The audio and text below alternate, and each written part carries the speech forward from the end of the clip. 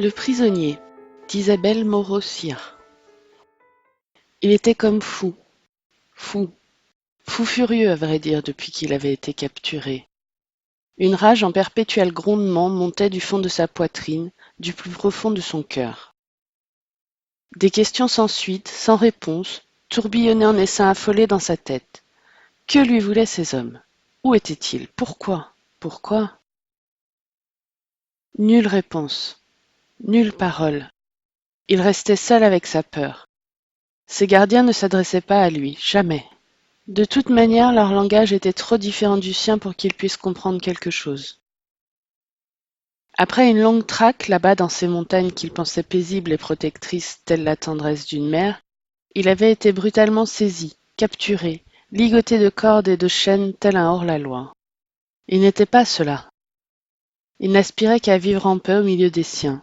Il était leur chef, fort, puissant. Alors ces hommes étaient venus, armés de fusils, semant la panique avec leurs hélicoptères gris. Il s'était enfui, seul, toujours plus loin. Entraînant à sa suite la meute des hommes, il avait lutté, mais il n'avait pas failli.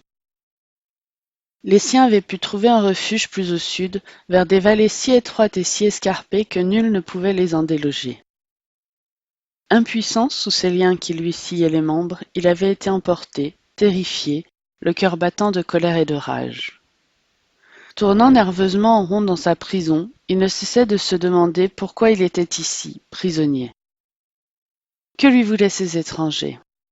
Un carré de 3 mètres sur 3, une porte renforcée de barreaux en fer, sans fenêtre, sans issue. Il était coincé, le savait et cette conscience le rendait plus fou encore.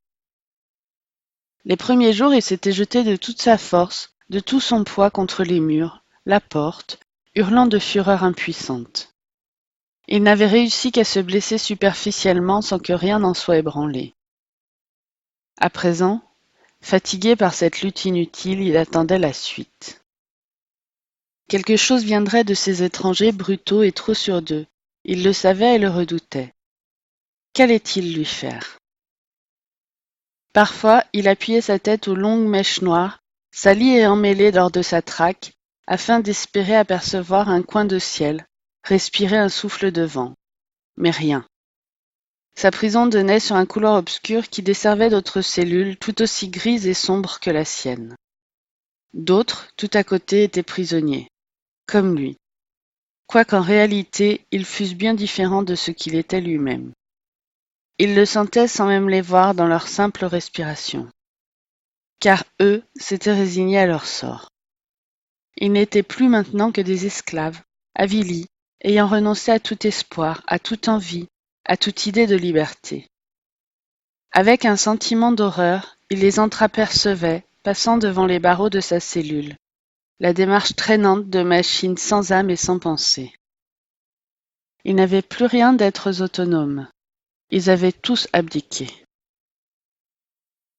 Maintes fois, depuis le début de son incarcération, il avait tenté un dialogue, un mot, une question vers ses compagnons de misère. Mais rien. Il se contentait de lui lancer un bref regard éteint, puis, la tête basse, il passait ainsi, suivant humble et soumis leur geôlier. Parfois, la nuit, lorsque la vigilance des gardiens déclinait, il percevait des murmures provenant des autres détenus. Le cœur battant, il les appelait d'une voix frémissante d'espoir. Un silence pesant s'installait et nul ne répondait à ces instances. Frustré, malheureux, il demeurait seul avec ses incertitudes et ses craintes. Lui qui avait été un chef de clan respecté n'était plus qu'une ombre incertaine au fond d'un cachot insalubre. Puis un jour, les étrangers sont entrés. Ils ne se sont plus contentés de le regarder de loin en bavardant entre eux. Ce jour-là, ils ont ouvert la lourde porte, repoussé les barreaux et pénétré dans la cellule. Fièrement, il a redressé la tête, ne voulant leur dévoiler sa peur. D'une grande respiration, il a gonflé sa large poitrine, rejetant sa tête en arrière, les toisons de ses yeux noirs profonds, qui ne scièrent même pas lorsqu'il vit les cordes et les fouets. Il ne recula pas. Il les considéra froidement, une lueur sauvage et déterminée dansant au fond de sa prunelle sombre. Il se rappela sa terre, ses espaces immenses et libres, et cela le gonfla d'un surcroît de courage. Il ne se soumettrait pas. Cependant, ils étaient plus nombreux, plus forts. Les fouets et les bâtons, les cordes et les liens eurent en partie raison de sa résistance. Il fut traîné dans un couloir. Dans un sursaut de volonté, il réussit à s'échapper de leurs mains brutales. Il courut droit devant lui, aussi vite qu'il le pouvait, enfilant le couloir tout en béton grisâtre à une allure irréelle, le cœur prêt à exploser d'un espoir fou. Ses geôliers hurlaient à ses trousses. Toujours aussi vite, il déboucha enfin hors de ces murs qu'il avait tenus incarcérés si longtemps, ébloui tout à coup par ce soleil dont il avait été privé. Il faillit trébucher, mais se reprit dans un ultime effort, continuant sa course insensée à la recherche de sa liberté perdue. Brusquement, ses pieds foulèrent une épaisse couche de sable blanc. Devant lui se dressa soudain une palissade colossale, infranchissable. Presque hors d'haleine, il tenta néanmoins de la sauter, mais nul ne l'aurait pu. Il retomba lourdement sur le dos, où il resta étendu quelques secondes, à demi étourdi, hébété de désespoir. Les étrangers étaient déjà sur lui. Il reposa la tête dans le sable et ferma les yeux. Il serait si bon de rester là, au creux de ce sable tiède et de tout oublier. Ses mèches brunes un peu longues faisaient un contraste étonnant avec le sable clair de l'arène. Seul l'œil d'un peintre aurait pu en percevoir toute la terrible beauté.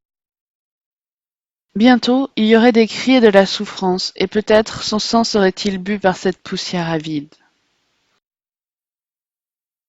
Comme on fait un testament, il se prépara à mourir. Une voix douce claqua, suffisamment sèchement pour stopper la violence des hommes. Un ordre, un seul, et ils se reculèrent en bougonnant. Une main douce, si bizarrement douce sur son front brûlant. Jamais il n'eût pu croire qu'une main puisse être aussi tendre. La voix à ses oreilles était comme une onde transparente. Il se redressa, les yeux grands ouverts, incrédule. « Mademoiselle, non! Il est dangereux !» Elle ne sembla rien entendre. Ses doigts repoussèrent lentement ses crins emmêlés. Il se redressa tout à fait et secoua le sable accumulé sur sa robe noire, plus sombre que l'ébène. Un voile de poudre d'or sembla un instant les auréoler tous les deux. Il tendit son encolure immense et respira avidement son parfum, aussi délicat que celui d'une fleur fraîchement éveillée. Ses naseaux emperlés de sueur lui chatouillèrent le cou, la faisant rire. Il s'ébroua en repoussant sa crinière, mais à présent, nulle crainte n'habitait plus son regard perdu. Elle tendit simplement une main apaisante qui offrait toute la paix du monde. Elle murmura pour lui seul : « Tu t'appelleras Jéricho. »